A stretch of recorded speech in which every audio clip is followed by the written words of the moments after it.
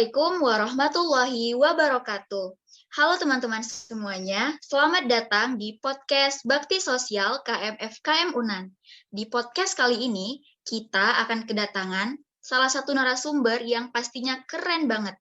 Narasumber kita kali ini tuh nggak cuma cerdas, tapi aktif juga loh. Dan juga narasumber kita ini merupakan perwakilan mahasiswa FKM UNAN, yaitu Kartika Putri. Yuk kita kenalan dulu sama Kak Karput. Halo Kak Karput.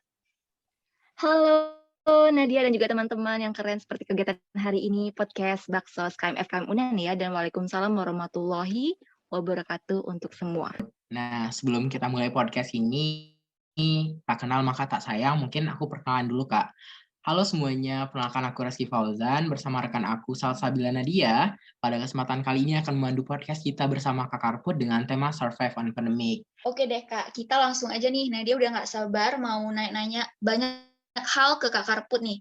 Pertanyaan yang pertama nih Kak, kita udah 2 tahun nih kita nggak pergi ke kampus karena kita menjalani kuliah dengan sistem daring. Nah kalau boleh Nadia tahu nih Kak, apa aja sih Kak kesibukan Kak Karput selama pandemi ini? Oke, kalau selama pandemi aktivitasku itu nggak jauh beda bersama teman-teman semua, seperti biasalah intinya, dengan kesibukan sebagai mahasiswa yang try to hard for study on the class, juga mencari-cari kompetisi ya, kemudian scrolling sosial media. Saat ini sedang aktif sebagai pengurus lembaga di UKPM Pena, serta sulung bersama kegiatan 24/7 yang pastinya di rumah. Super produktif kali ya Kak tentunya pada pandemi ini. Nah Kak Karput, kita tahu kan pandemi ini ada banyak virus di luar sana. Nah, aku nggak mau sebenarnya dengar permasalahan ini, tapi mau nanya nih Kak sebelumnya, apakah Kak Karput pernah nih terkena yang namanya coronavirus disease ini? Oke, kita kilas balik sedikit ya teman-teman. Untuk aku sendiri saat ini kan aku sedang di Jakarta Timur tepatnya, dan untuk COVID-19 situation-nya itu terakhir hari ini dalam berita yang kucek, itu tuh kasusnya meningkat 165 positif, dan juga itu memanglah lebih rendah dari yang kemarin sempat 227 kasus, tapi tetap saja itu tuh angkanya besar teman-teman. Dan untuk situasi lainnya, kalau di rumah aku sendiri itu sekitar 1-2 bulan yang lalu, sempat sekomplek kami dengan area yang sempit ya di sini, ada 3-4 keluarga yang positif, dan itu gempar banget Reski dan juga Nadia. Namun kalau untuk minggu-minggu ini alhamdulillah aman situasinya, dan aku sendiri Kak Put belum pernah COVID-19, dan semoga jangan terjadi ya.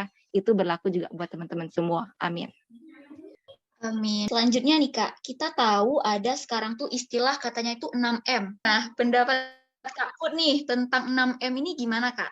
Oke, bahas 6M ya sekarang. Kalau kita jabarin sedikit, itu ada memakai masker kan ya, mencuci tangan, menjaga jarak, menjauhi kerumunan, mengurangi mobilitas, menghindari makan bersama ya terakhir. Itu tuh menurut aku kebijakan yang sangat bagus untuk diterapkan, karena contohlah seperti kata juru bicara Satgas Covid, beliau mengatakan bahwa vaksinasi itu bukanlah hal utama dalam mencegah infeksi coronavirus disease, maka dari 6M inilah yang sebagai prokes harus konsisten diterapkan agar dari kasus-kasus COVID-nya bisa segera diminimalisir seperti itu.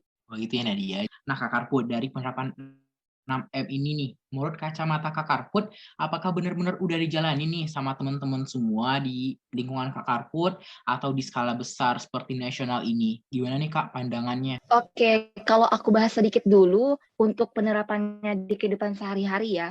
Untuk di saat ini itu sangat penting ya teman-teman. Dimana tadi kan kita udah bahas 6M. Dulunya tuh hanya 3M, kemudian jadi 5M. Lalu ada juga ya tambahannya 3T, di mana ada testing, tracing, dan juga treatment.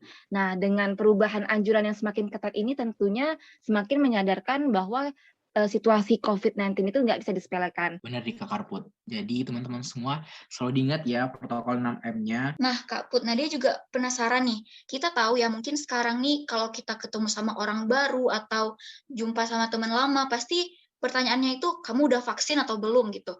Nah, Nadia juga penasaran nih sama Kak Put. Kak Put udah vaksin belum, Kak? Alhamdulillah Kak Put udah vaksin. Sudah yang kedua juga, terakhir tanggal 25 Agustus yang lalu, Nadia. Alhamdulillah ya Kak Karput. Nah, Kak Karpet pasti juga tahu ya, selain untuk menyelamatkan individu kita, nah vaksin ini tuh berguna untuk mencapai herd immunity di negara kita nih Kak. Jadi, tapi sayangnya Kak, masih banyak orang yang menganggap bahwa vaksinasi ini tuh bukan suatu yang harus gitu Kak.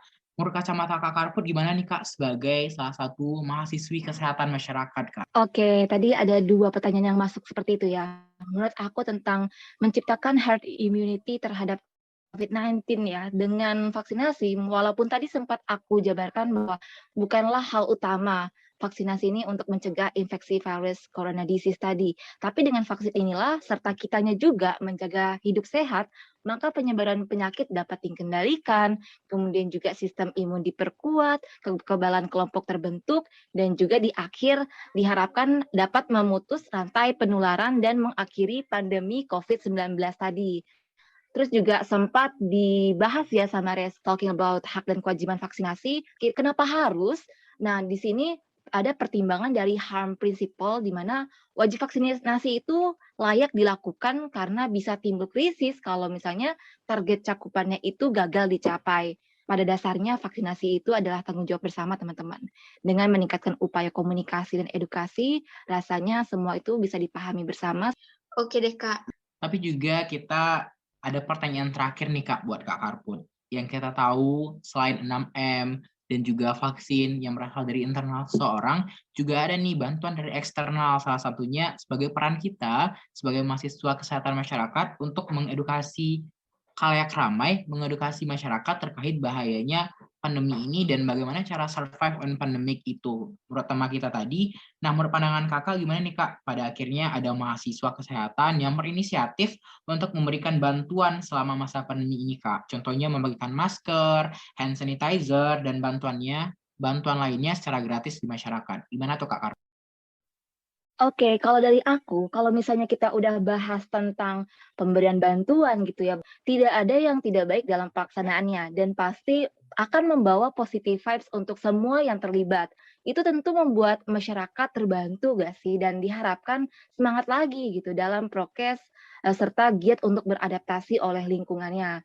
Nah, salah satunya podcast yang kita laksanakan pada kesempatan kali ini dengan tema Survive when Pandemic ini diharapkan jadi sebagai media edukasi nih bagi teman-teman pendengar podcast kami ini semuanya agar tetap selalu menjalankan 6M, bisa segera vaksin, dan tetap menjalankan aktivitas dengan peraturan yang ketat yang disampaikan pemerintah tadi. Nah, gimana nih Nadia?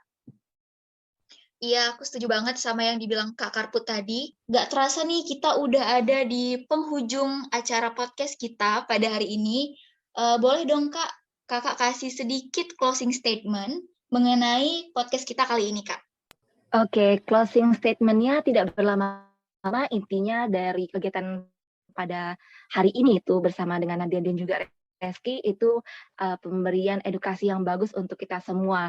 Dan untuk pesan dari aku mungkin adalah jaga kesehatan, jaga pola makan, terapkan protokol kesehatan, dan mari saling menguatkan dan juga mendoakan walaupun jarak kita sedang dipisahkan. Semangat terus, tetap giat dan jadilah kuat untuk segala kondisi yang sering mencekat dan terima kasih. Semoga teman-teman selalu dalam kondisi yang aman dan sehat. One amazing closing statement muncul dari Kak Karput nih teman-teman pendengar podcast Baksos KMF Kemunan 2021. So guys, dengan statement tadi Reski sedikit menyimpan, jadi teman-teman harus tetap ya taat pada prokes 6M-nya yaitu memakai masker, mencuci tangan dengan sabun di air mengalir, menjaga jarak, menjauhi kerumunan, mobilitas, hindari makan bersama, serta jangan lupa untuk vaksin nih teman-teman. Jadi teman-teman pendengar podcast setia dari Baksos KMF Kemunan, mungkin hanya itu yang dapat kami sampaikan pada kesempatan kali ini. See you soon everybody di next Baksos KMF Kemunan selanjutnya. Jangan lupa prokes dan 6M-nya. Saya Reski Fauzan dan rekan saya Salsabila Nadia. Terima kasih atas perhatiannya. Assalamualaikum warahmatullahi wabarakatuh. Waalaikumsalam warahmatullahi wabarakatuh.